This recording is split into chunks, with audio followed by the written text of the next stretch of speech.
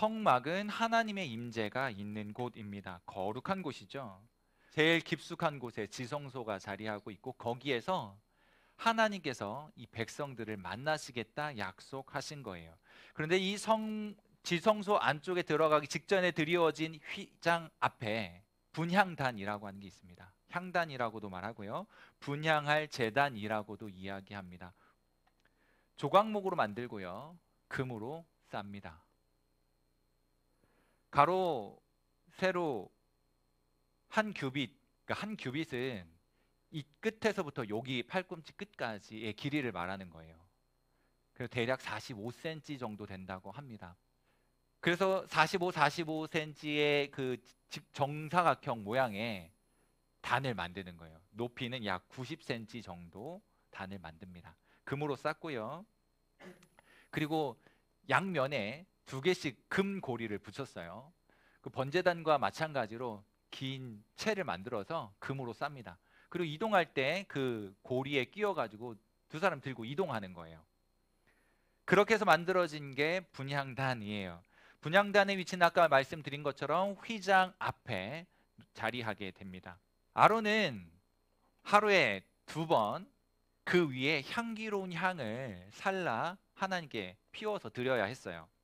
아침에 등불을 손질할 때 향을 사르고요. 저녁에 등불을 켤 때 향을 살라야 했습니다. 이 향은 하나님 앞에서 이스라엘 백성들이 영원히 지켜야 할 규례라고 성경은 우리에게 가르쳐주고 있죠. 분향단이 우리에게 가르쳐주는 교훈은 무엇일까요? 사실 이게 중요해요. 우리가 뭐 지금 분향단 크게 알아서 뭐 할 거예요? 그 만들 이유도 없고요. 우리가 그 의미를 되새기고 교훈을 가슴에 새기는 게 더 중요해요. 오늘날 우리가 살아가는 이 청소년기에 분향단은 과연 나에게 어떤 의미가 있고 어떤 교훈을 주고 있느냐, 이것이 중요한 거예요. 이 분향단은 먼저 인성과 신성을 갖추고 계신 예수님을 의미합니다. 다시요. 예수님은 인성과 신성을 다 가지고 계신 분이시거든요. 그래서 우리는 예수님에 대해 참 하나님이시고 참 사람입니다, 이렇게 고백을 해요. 인성과 신성을 두루 갖추고 계신 예수님을 상징하는 것이 분향단입니다. 진설병상도 그랬죠. 조각목이라고 하는 나무로 잘 만들어서 겉에 금으로 쌌어요. 조각목은 사막에 좋지 않은 환경에서 자랐던 아주 볼품없는 그런 나무였어요. 조각목으로 만들어졌다라고 하는 의미가요, 예수님의 인성을 보여주는 거예요. 인간의 연약함을 보여준다는 거죠. 그리고 그것을 금으로 쌌으니까, 순금으로 쌌으니까요, 그 순금은 예수님의 신성을 나타내 보여줍니다. 그래서 인성과 신성을 두루 갖추고 계신 예수님의 상징으로 우리에게 교훈하고 있는 거예요. 뜰에 있던 분향단과 비슷하게 생긴 번제단이 우리를 위해서 죽으신 예수님을 의미한다고 한다면, 성소 안 휘장 앞에 있었던 이 분향단은 지금도 살아계신 부활하신 예수님을 의미하는 거예요. 제가 설명을 드릴게요. 우리는 향단을 마주하면서 부활하신 예수님을 떠올려 보게 되거든요. 부활하신 예수님이 하시는 일이 무엇일까요? 부활하신 예수님 어디 계시죠? 부활하신 예수님은요, 하늘로 올라가셨고 하나님 보좌 우편에 계시다고 성경 우리에게 가르쳐주고 있어요. 하나님과 가장 가까운 거리에 있는 거죠.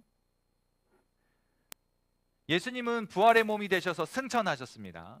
생전에 자주 말씀하셨던 것처럼 내가 아버지께로 가면 보혜사 성령을 너에게 보내주겠어 라고 약속해 주셨거든요. 그 약속을 지키셨어요. 그래서 우리는 그 성령을요, 예수님이 보내셨기에 예수님의 영, 그리스도의 영, 또 다른 말로 성령, 또 다른 말로 하나님의 영이라고 표현하곤 합니다. 같은 말이에요. 그러니까 예수님이 지금 하나님 보좌 우편에 하늘에 계신 것이고, 오늘 우리와 함께 하시는 예수님이라고 말할 때는요, 예수의 영이신 성령이 우리와 함께 하는 거예요. 여러분들의 마음속에 예수님이 계신다라고 말하는 거는요, 예수님의 육신이 우리 속에 쑥 들어와 있는 그런 걸 의미하는 게 아니고요, 성령으로, 영으로 우리 안에 들어와 계신 거예요. 그런데 예수의 영이신 성령이나 보내신 예수님이나 그리고 보좌에 앉으신 하나님이나 동등하다라고 표현을 하는데 조금 어려운 표현입니다. 따라해 볼까요? 삼위일체. 우리 큰 소리 한번 해볼까요? 삼위일체. 예, 성경 창세기 1장부터 계시록 끝에까지요, 아무리 뒤져도 삼위일체라는 말은 나오지 않아요. 그러나 성경의 곳곳에서 삼위일체라고 하는 의미가 이해될 수 있는 많은 표현들이 있습니다. 그래서 그것을 일컬어서 우리는 표현하기 쉽게 삼위일체라고 이야기를 해요. 이 말의 의미는 아주 복잡하기 때문에 이렇게만 말씀을 드릴게요. 세 위가 있는데 그 세 위는 성부, 성자, 성령. 이 세 위는 각각의 위이지만 본질, 본체에 있어서는 동등하시다. 다시 말하면 이 세 위는 다 하나님이시다. 이런 의미예요. 그래서요, 이게 조금 어려워요. 우리가 살아가는 이 3차원의 세계의 인식으로는 이해하기 어려워요. 그래서 이걸 어떻게 이해해야 하냐면 믿음의 영역에서 받아들여야 됩니다. 예수님도 하나님이시고 하나님도 하나님이시고 성령님도 하나님이시구나. 조금도 그 하나님의 존재됨에 있어서 부족함이 없구나. 똑같이 하나님이시구나. 그렇게 받아들이셔야 돼요. 아시겠죠? 그렇게 예수님께서 하나님 보좌 우편에 계셔서 성령을, 예수의 영을 우리에게 보내주셨어요. 그래서 우리와 함께 하시는 예수님, 그 예수님의 별명을 임마누엘이라고 하는데 우리와 함께 하시는 분은 성령님이신 거죠. 그렇게 예수의 영이신 성령은 우리에게 오셨고요, 예수님은 하나님 보좌 우편에 계시는 거예요. 근데 거기에서 무엇하고 계신 거예요? 성령은 우리와 함께 하시는 거지만 하늘에 계신 예수님은 우리를 위해 무엇하고 계실까요? 이게 중요합니다. 따라해 볼까요? 간구, 기도, 바로 그걸 하고 계시는 거예요. 사도 바울이 이거에 대해 분명한 답을 줍니다. 로마서 8장 34절에 이런 말씀이 있어요. 다시 살아나신 이는 그리스도 예수시니 그는 하나님 우편에 계신 자요 우리를 위하여 간구하시는 자신이라. 예수님께서요 하늘에서 우리를 위해 기도하고 계신대요. 하나님이 임재가 있는 지성소와 가장 가까운 곳에 향단이 있었습니다. 그래서 그 향단은요 기도하고 계신 예수님, 다시 말하면 부활하셔서 하늘로 가신, 부활하셔서 우리를 위하여 기도하고 계신 예수님 우리에게 교훈하고 있는 거예요. 여러분 꼭 기억하실 수 있기를 바라요. 분향단을 생각하면 예수님이 지금도 살아계셔서 나를 위해 기도하고 계시는구나, 이렇게 받아들여져야 하고요.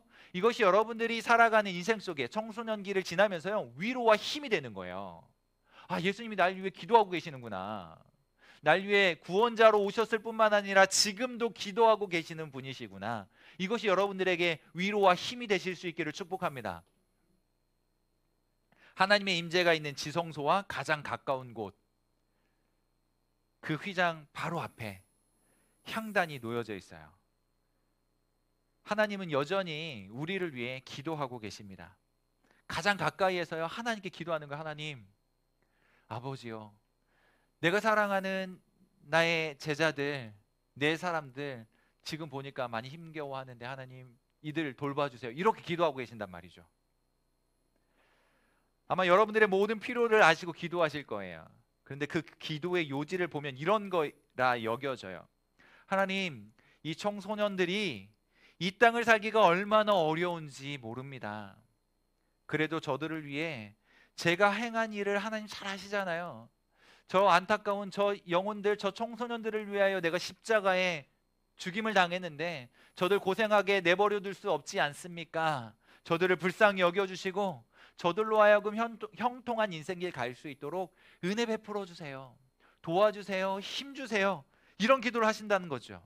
특별히 그 은혜 베풀어 달라고, 힘을 달라고 하는 그 기도의 핵심 내용이 무엇인지 우리는 분명히 깨달을 수 있었으면 좋겠어요. 그게 뭐냐면요, 가난한 사람들에게 돈 많이 주고 아픈 사람에게 건강하게 해주고요, 소원을 들어서 응답해주고요, 이런 것도 하나님 주님께서 기도하시겠지만 더 중요한 게 있어요.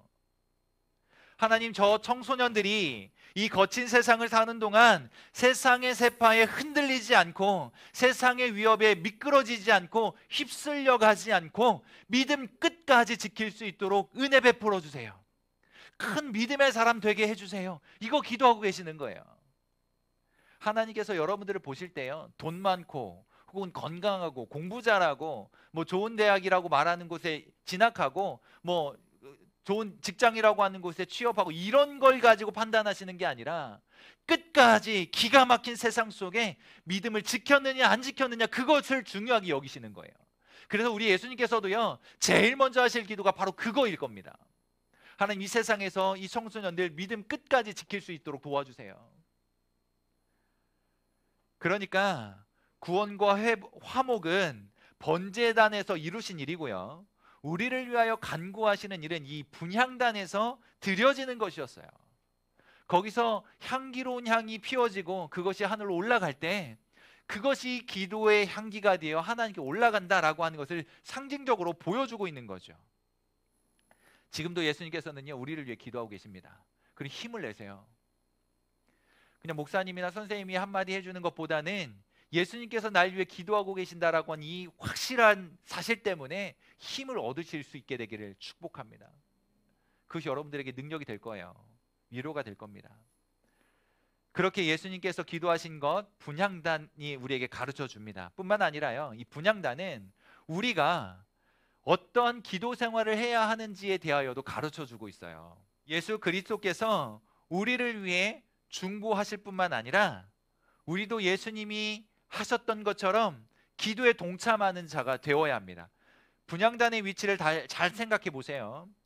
하나님의 임재가 가장 가까이에 있는 성막의 기구가 무엇입니까?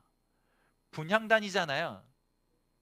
우리가 하나님을 가장 가까이에서 느낄 수 있고 경험할 수 있는 때가 언제일까요? 여러분, 이 이야기를 잘 이해하셔야 돼요. 이거 잘못 이해하면 헷갈립니다. 잘 들어보세요. 하나님이 우리와 함께 하신다고 약속하셨죠? 지금도 우리와 함께 하시죠? 언제나 우리와 함께 하시기 때문에 하나님은 늘 우리의 가까이 계세요.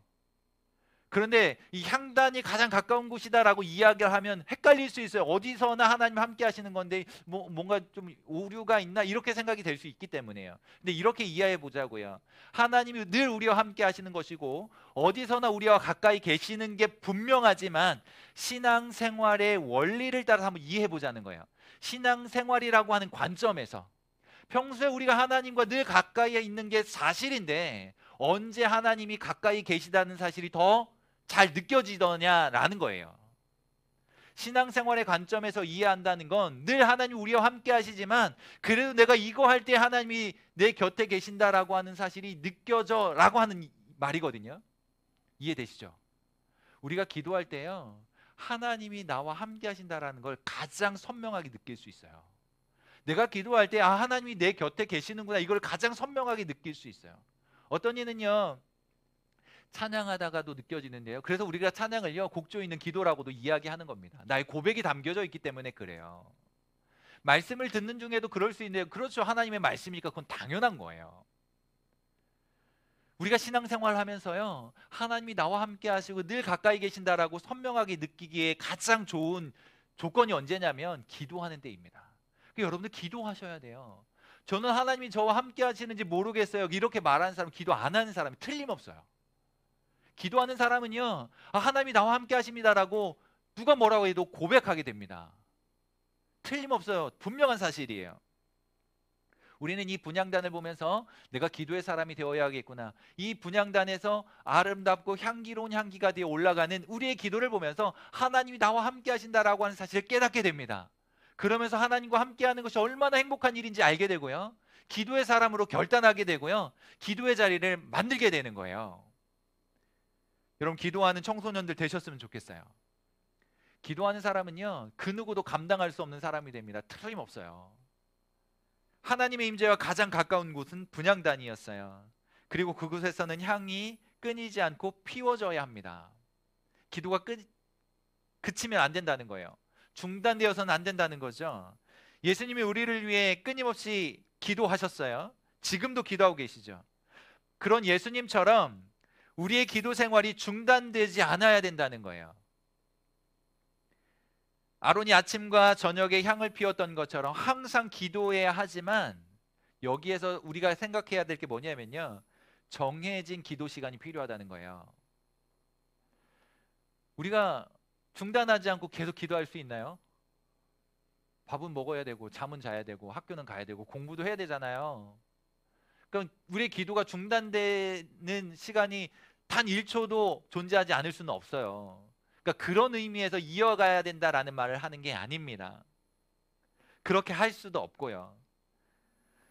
그래서 우리는요, 시간을 정해놓고 정해진 시간마다 기도하고 늘 하나님 앞에 기도하는 심정으로 살아가는 거, 그걸 이야기하는 거예요. 이렇게 이야기할게요. 시간 날 때 기도해야지 라고 하는 사람 기도 안 합니다. 여러분 잘 생각해 보세요. 시간 안 나요. 여러분들이 시간 나면 기도해야 할게요 라고 말하지만 기도할 시간이 나지 않아요. 얼마나 바쁜데요. 보아야 할 책 많고 공부할 거 많고요. 짜투리 시간 있으면 유튜브도 좀 봐야 되고요. 인강도 좀 들어야 되고요. 학원도 가야 되고요. 친구도 좀 만나야죠. 기도할 시간 나지 않아요. 그러나 중요한 게 뭐냐면요, 내가 기도의 시간을 정하고 그 시간을 떼어 놓는 거예요. 내가 시간 나면 기도해야지 시간이 안 나기 때문에 임의로 억지로 강요를 받아서라도 시간을 정해 놓으면 그 시간은 내가 떼놓은 시간이기 때문에 기도할 수 있게 돼요. 여러분 귀찮고 번거롭고 쫓기고 바쁘지만 시간을 내서 기도할 수 있기를 바랍니다. 기도의 시간을 정하셔야 돼요. 아침에 일어나서 기도하기다 그 시간을 정하시면 됩니다. 저녁에 잠들기 전 그 시간 정하면 돼요. 그게 가장 여러분들에게는 효율적인 시간일 거라고 생각이 들어요. 학교에 갔다가 학원에 마치고 독서실 갔다가 집에 돌아오기까지는 너무 분주하고 복잡해요. 아침에 하루를 시작하기 전, 그리고 하루를 마감하기 전, 그 시간이 가장 좋은 시간이리라 생각이 됩니다. 여러분 목사님하고 약속해요. 아침에 일어나서 기도하고 밤에 잠들기 전에 기도하고, 그게 아니라면 여러분들의 개인적으로 괜찮은 시간을 정해서 시간을 내서 기도 시간을 정하기로 약속하자고요. 꼭 그렇게 했으면 좋겠습니다. 1분도 괜찮아요. 여러분 그거 아세요? 1분이 5번 쌓이면 5분 됩니다. 5분이 4번 쌓이면요 20분 되거든요. 근데 한 번에 20분 하려면 힘들어요. 그러니까 단 1분을 먼저 결단했으면 좋겠어요. 지금 1분을 기도하고 있는 사람 5분을 결단하셨으면 좋겠고, 5분을 기도하고 있는 친구들 10분을 결단하고, 그렇게 하고 있는 친구들 20분을 결단하면 좋겠어요.